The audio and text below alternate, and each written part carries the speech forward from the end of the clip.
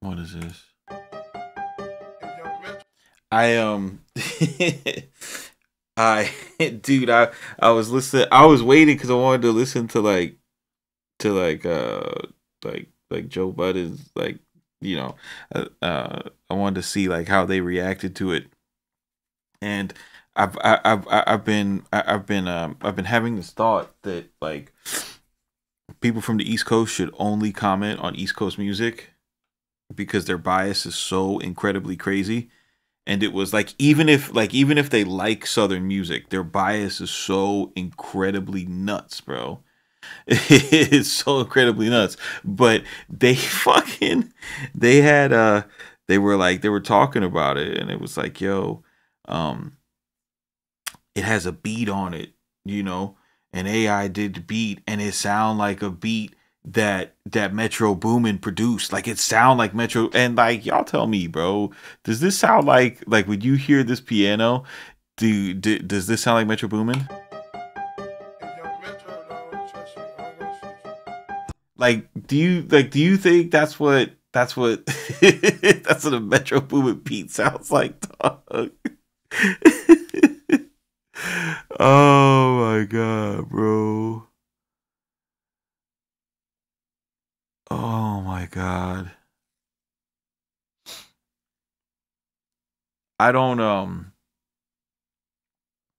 I don't understand the reaction and the I don't understand like the reaction and the conversation around this song. I don't get it. And I seen like I seen some of my friends talking about it. Like I seen I seen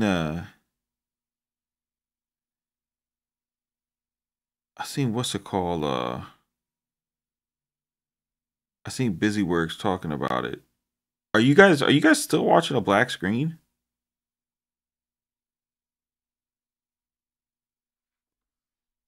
Is that what's happening to my life right now? No? Okay, good. So yeah, dude, I see like Busyworks talking about it, and I hit him up because the logic was crazy. Cuz when I go I think the reason I think the reason why I'm polarizing in some of my opinions, and not only even in my opinions, but like the way I go about gathering information, is because I'm always reacting to like a logical side of something, even if it's a very emotional discussion. Like even it's even more pronounced when it's an emotional discussion, right? So when you're talking about music, and when you're talking about producer community, you're talking about people's goals, you're talking about their hopes and dreams, aspirations, and their imagination, right? And all of that is very, you know, in order for it to be awesome, it has to be rooted in emotion. And um I was looking at I was looking at this tweet that Busy said, and he was like, I bet the producer who made this, you know, in reference to this trash ass song, he's like, I bet the producer who made this beat is so proud to see an idea of yours gain so much traction, shows that we know how to make hits. It's the politics of the music industry that prevent great art. The market spoke and showed us this was a hit, right? And this was a quote tweet um to somebody who was raising how many streams this song had in under 48 hours, right? And when I read those words, my mind was just like, so you mean to tell me the rapper is more important than the producer, right? Because, you know, let's say that, because we don't know who made this beat, but let's say, you know, a producer made this beat, right? Uh, and some 15-year-old who doesn't know to low pass the hammer sound out of a pristine grand piano preset, right? Made this beat, Nah, don't do that. Just a producer made this beat, right? And the whole premise behind this is that, yo, this is a hit beat. You ready? You need to hear it one more time?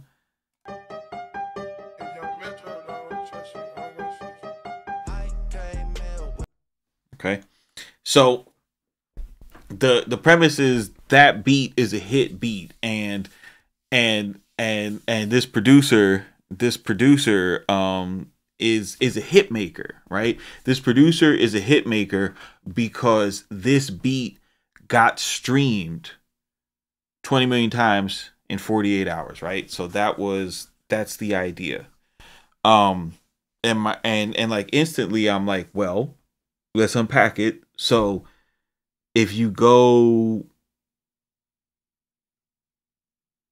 and think about what did it take to get the beat to 20 million people, you had to have Drake on it.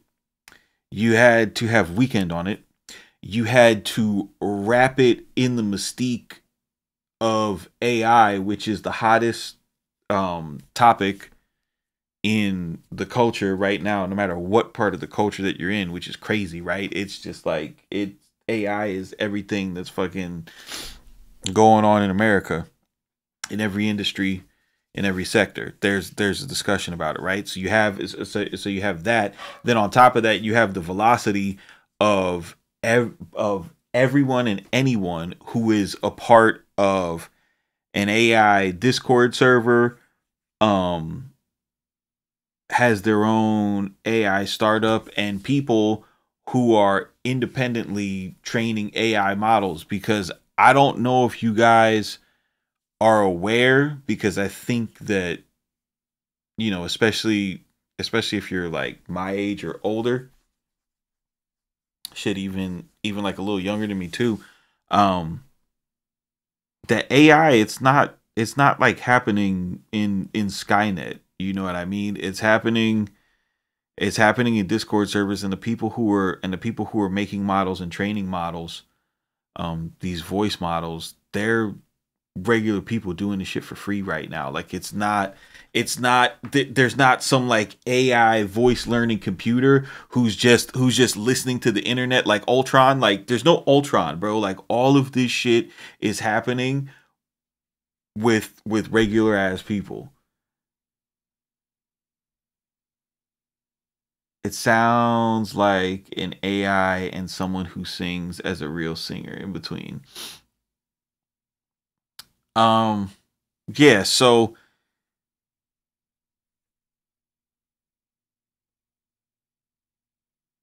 you add that there's a whole community you add that there's a whole community that is making these models, and there's so much excitement around this, that to like begin to start a narrative that, this means anything significant for producers there standing in the industry, or that it's anyhow beneficial to us. I'm still like that part of the discussion. I don't understand it. Maybe one of you guys have looked at these voice modelers and thought of a way to use them, that's creative and awesome, that I'm missing, because I still don't see it. Like I still don't understand what is the point of that. I don't understand what the point of that is.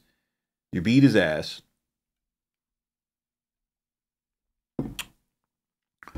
If this song was an actual release, it would be the worst collaboration that these two have ever done together. You know what I'm saying? Like, these guys made Crew Love, you know? This is not Crew Love. So I like I like I like the conspiracy angle. Um that says, what if UMG had somebody do this so that they could jumpstart um, getting the legislation serious, and working out the copyright laws, because this is one of those moments in technology. It's like when sampling first came out, and there were a lot of people taking, it happened to De La Soul. It kept their music off streaming forever. Um, the second Beastie Boys album, right? And it's fucking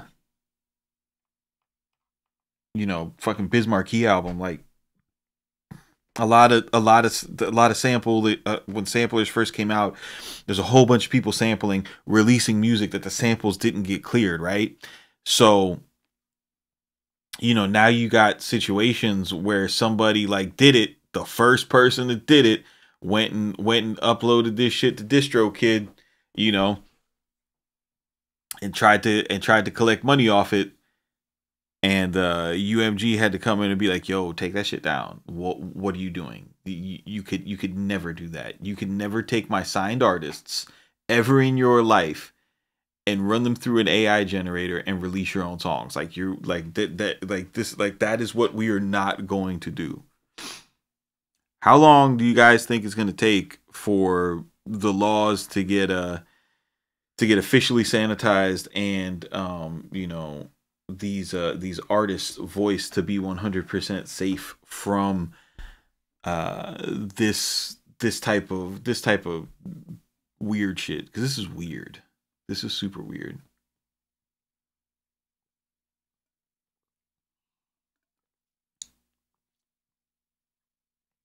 This morning they took my morning song off of Spotify. Me, myself, and I. I wonder why they took it off.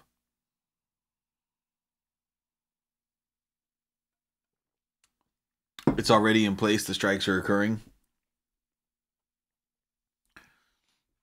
Yeah, because I don't get it, man.